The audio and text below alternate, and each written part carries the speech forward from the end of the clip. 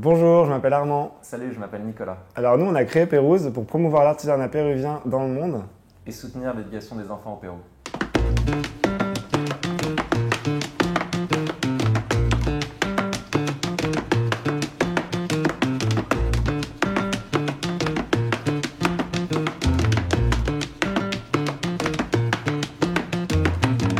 Toute la base, en fait, c'est un voyage sac à dos au Pérou. Dès les premiers jours, on tombe au milieu de Cusco sur des baskets à motifs ethniques. On les achète et on se regarde, on fait mais on n'a jamais vu ça en Europe, il faut absolument qu'on lance la même chose. Et du coup on se dit ok c'est parti, on va créer une marque comme celle-ci. Dès qu'on rentre du voyage, on commence à travailler à plein temps sur le projet, on fait un business plan, on se dit ok comment on va les lancer, comment on va adapter le produit au marché européen. On sait qu'on veut une portée sociale aussi, donc on commence à réfléchir à cette portée sociale.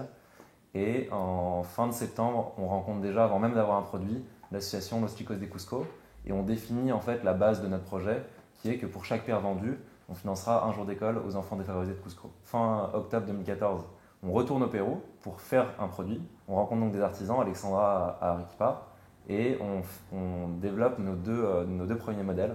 Et on fait ces prototypes, on commence à faire des photos, on rentre ensuite à Paris et on prépare le lancement. Un lancement qui sera sur internet, sur Ulule, en crowdfunding, avec un objectif de 200 paires précommandées pour lancer le projet. On a besoin de vous! Cet objectif-là, on avait 30 jours pour le remplir, il a été rempli dès le premier jour.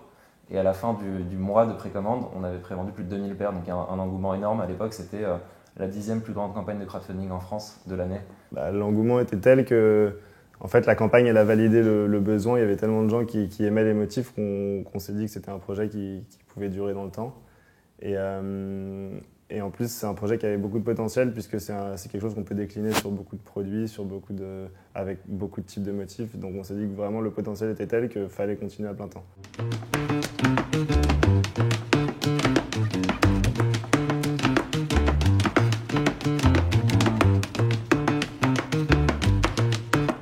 C'est des quartiers, des banlieues qui sont un peu à l'écart de la ville, dans des endroits pas forcément accessibles. Ça peut être sur des collines, sur des montagnes où il n'y a pas encore forcément de route.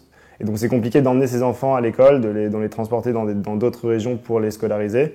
Du coup, l'association, elle crée les écoles, elle les crée toutes pièces, elle trouve les terrains, elle construit les bâtiments et elle incite les enfants du quartier, en parlant à leur famille, à venir scolariser leurs enfants dans l'école au lieu de les faire travailler à des travaux plus manuels et à la place de faire des études. Ça commence avec une école, aujourd'hui il y a 3 écoles. Ensuite, sur l'aspect social, il y a d'autres projets en cours avec l'association. Donc typiquement, aujourd'hui, les enfants ils sont accompagnés de 4 à 13 ans, mais après 13 ans, il y a moins de suivi.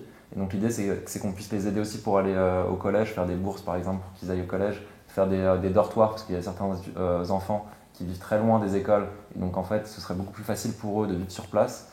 Ça, c'est des projets annexes qui sont envisagés par Los Chicos de Cusco.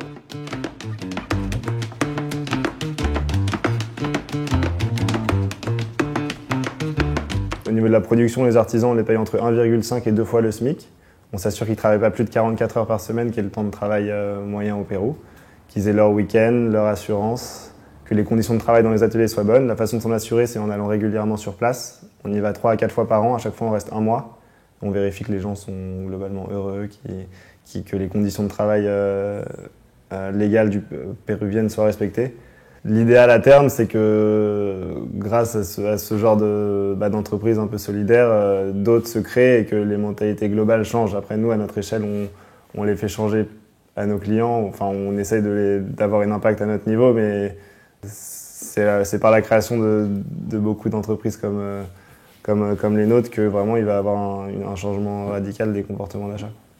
Et ce qui est super important, c'est qu'en fait, tous les consommateurs, plus on avance dans ce mode de consommation-là, plus ils prennent conscience qu'en fait, c'est aussi un moyen de voter. Et l'acte d'achat, c'est un moyen de voter pour qu'est-ce qu'on soutient comme valeur, qu'est-ce qu'on soutient comme projet.